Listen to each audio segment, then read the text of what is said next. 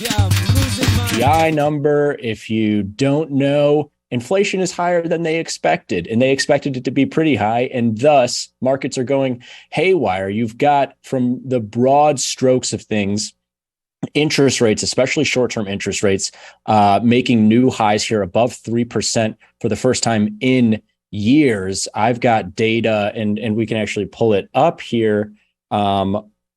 The main characters for today are going to be short-term interest rates, some currencies, and hopefully we can get into some stocks and commodities. I know a lot of people like the stock talk. It's one of the most popular markets that you can talk about on any financial network, but you probably got a lot of that. And I would like to flash you some information on some maybe not headline markets like stocks, but what should be headline markets when you look at some action like here in the short-term interest rate. This is the 2-year, and you can see we traded around 0% for many, many months. And if I was able to pull in more data here, you would see that we topped out at 3% in the 2-year yield back in, I believe it was 2018. And that was after a bull run in yields. Yields were really climbing going into 2018 there, as the Fed was hiking and kind of similar stuff that we're feeling right now, but not as much inflation worry. And this 3% is a really big level here for 2 years. And as you can see, they got up there today and they blew out by a couple of basis points, now at 3.02%, not just getting up to 3% there, but now 2 basis points above 3%. And you've got a huge move like this. The yield futures here up. This is the index that we're looking at. I can bring in the futures now and show you similar chart. And I'm going to back this off to a daily chart and try to zoom in a little bit.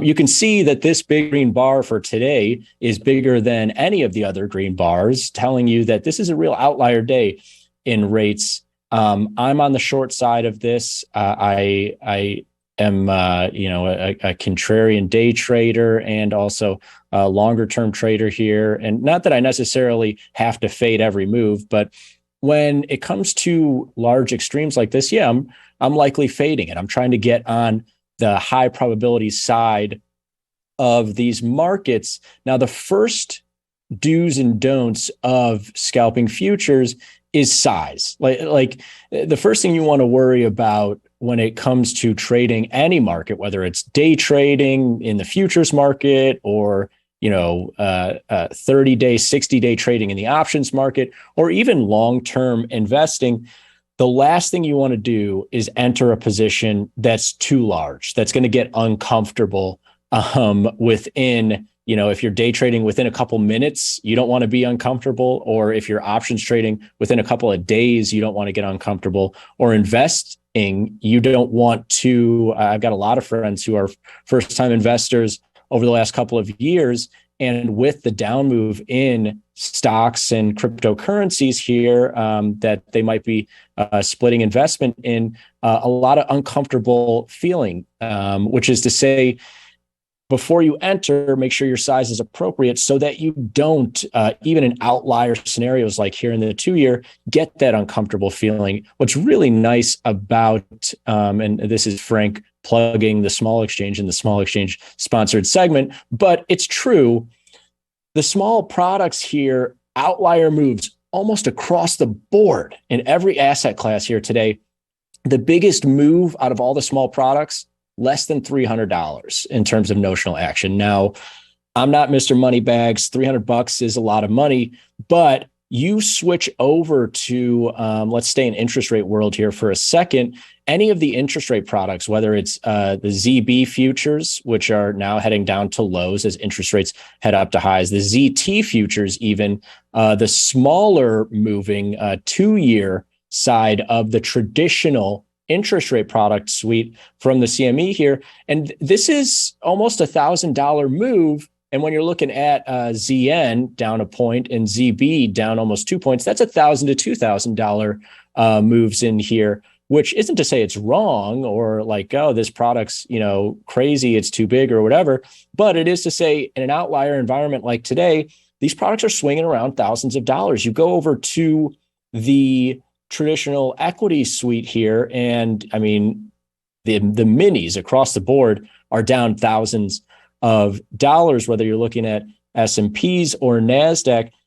And you go over to the micro Nasdaq, and let's see if Frank's math is working here, because it is, I believe, $2 a point here in the micro Nasdaq as opposed to $20 a point in the E-mini Nasdaq.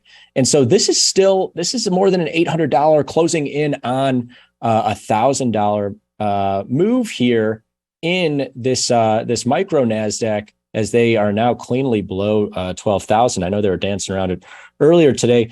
And so I bring up all this size stuff because thankfully you all exist. You're trading in an environment where there's a lot of products on the board. There's E-minis, there's micros, there's smalls, a lot of different stuff going on. Make sure you are entering into trades in products that are not going to get uncomfortable when you're scalping them. My whole thing is like, if this goes for or against me, am I going to get dinged?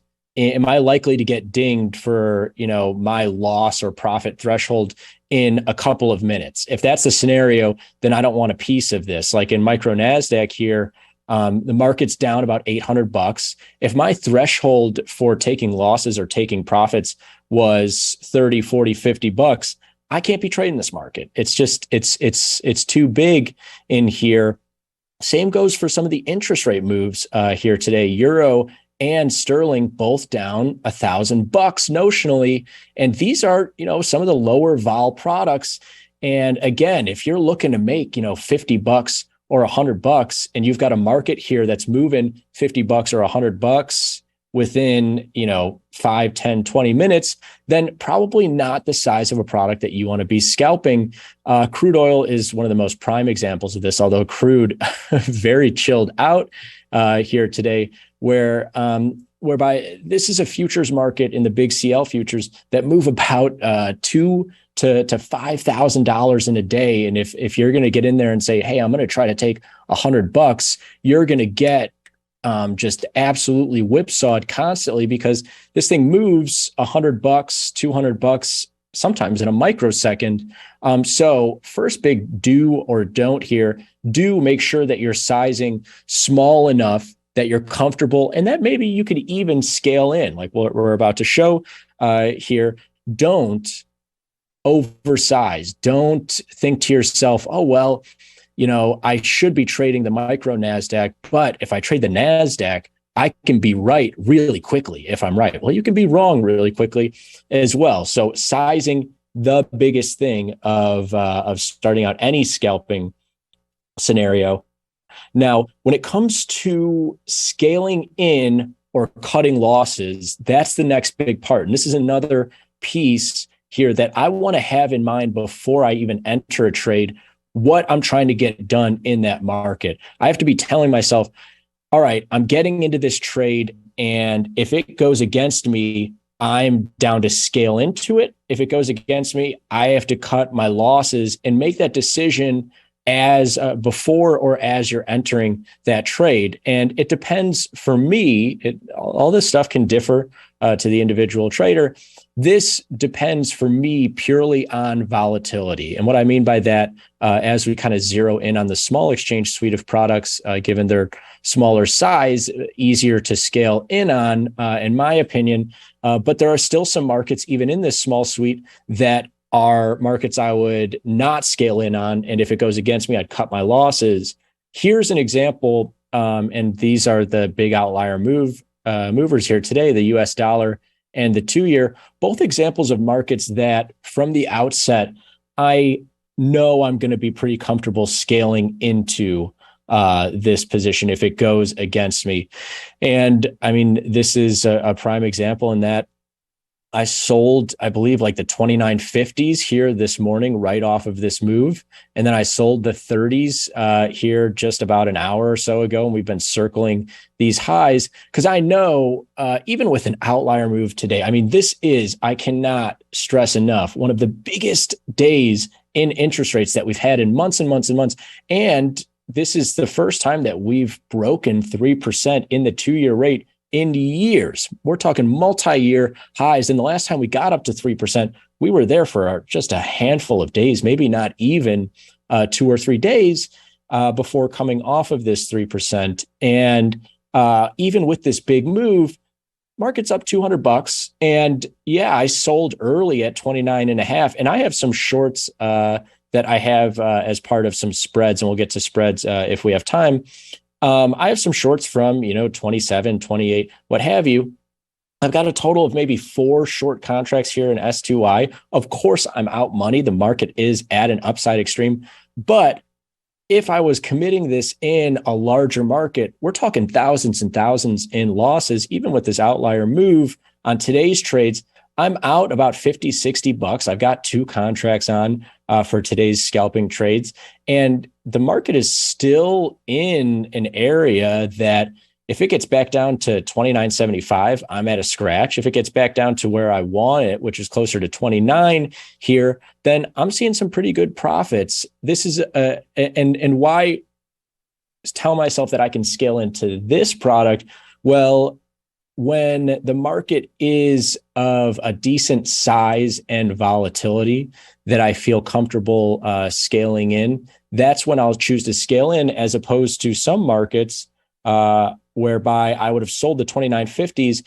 And when it got up to a certain level, I'd be like, all right, this one's, I lost on this one and I'm getting out, and that's the end of it. What's that distinguishing factor? For me, an easy way to distinguish that for myself is going to be the margin, the buying power. Since futures margin is dynamic with how the market is moving, with what volatility, with what size, you can use this buying power as actually a really decent barometer of risk in the trade. So between, now and expiration, this per contract here is about $300 in risk. On a day-to-day basis, that's about $50 to $100 worth of risk, as the daily action in a futures market comes in around 20% of the margin, the overnight margin that they charge you here. And so knowing that, and my account size is small, but it's, large enough that it's like, all right, knowing that this market on a given day moves about 50 to $100, I'm comfortable with getting,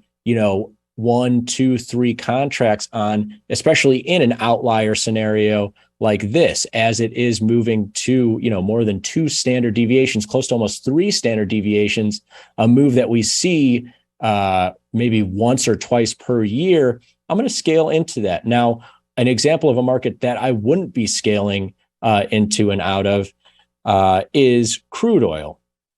Why is this an example of one that I wouldn't be doing so?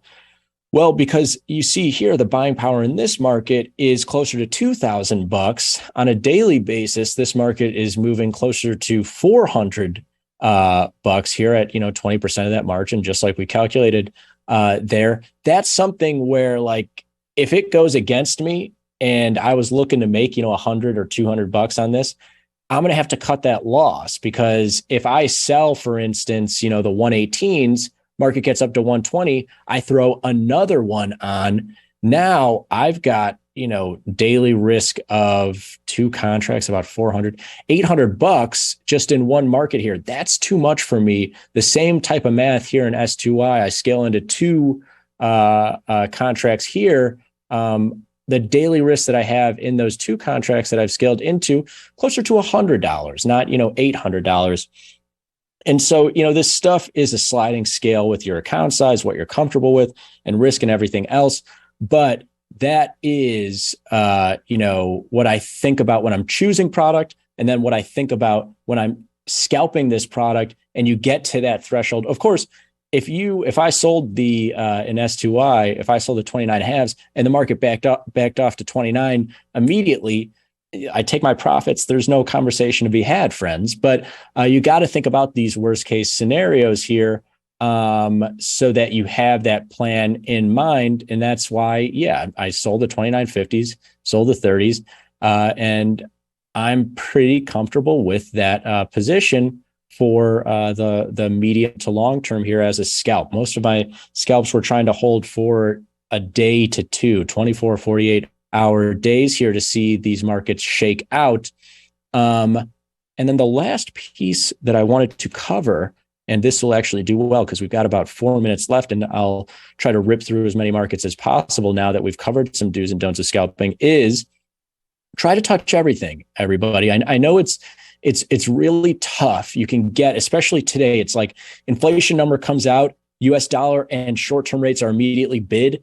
That's what I'm going to focus on. But you don't want to miss some of the price action, like we've seen now. Stocks have pretty much been a straight shot lower, but there have been some intermediate bounces in here. If you've been catching that, well, you go over to metals, and this is a market that sold off on this morning's number. Now gold and silver are rallying back really, really nice. Let me actually zero in on gold just to show you some cleaner data here. You see right off the 730 number, gold upticks. That's just algo driven BS.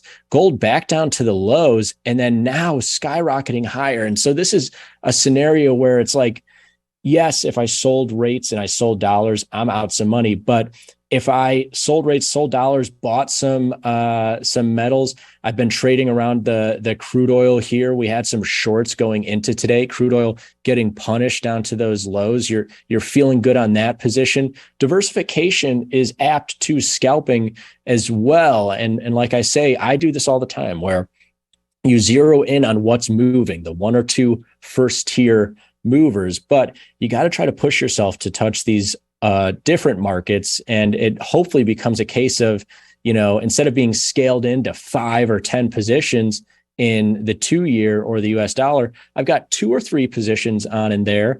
And I've got some stuff, working for me in, we've been long metals, we've been short crude oil in here. And I know crude oil is bouncing back here, but I'll take $100 in profit with this market being off a buck here today, especially to help some of these other markets. Same with the metals, only up 75 cents or $1. I'll take it. That helps. Maybe I'm out $200 in S2I and $100 in SFX. So this stuff really does help diversifying across the different products. And my last piece here, what gets you into a scalping trade? So that I can touch as many products as possible, and know when to get into them. We do produce these standard deviations that can be very helpful for the members to the exchange out there. If you're not already, go join the small exchange community at thesmallexchange.com. If you want to check these out and get just a peek before joining, you can just email me, frank@tastytrade.com. But you can see here, you've got the standard deviations for your stock products, for your crude oil, for metals, US dollar, and interest rates, letting you know what's inside and what's outside. So I don't have to, do too much work finding the best trade. I can look at those net changes, see dollars up a buck. Oh, that's outside of this one standard deviation of 67 cents. I'm going to sell that. Oh, the 2 years up $2. That's outside of the 2 standard deviation. I'm going to sell that. Metals this morning down almost $1 outside. I'm going to buy some of that. You also have the 5-day forecasts and closing the week here. We are outside of the upside of this range for 2 years and for small US dollars. And thus I'll be holding some short positions going into next week that are longer term scalps that aren't just intraday, but we'll be holding day to day, given how outside of the range we are. So a wild, hectic day here in the markets, but hopefully there are some do's and don'ts that make scalping futures a little bit easier for you next time. And hey, work ain't done. There's a couple more hours left in the market, and there might be some more stuff to get done. Just make sure that you're sizing appropriately, you're choosing the right markets to either scale into or cut losses on, and you're trying to touch as many different markets as possible.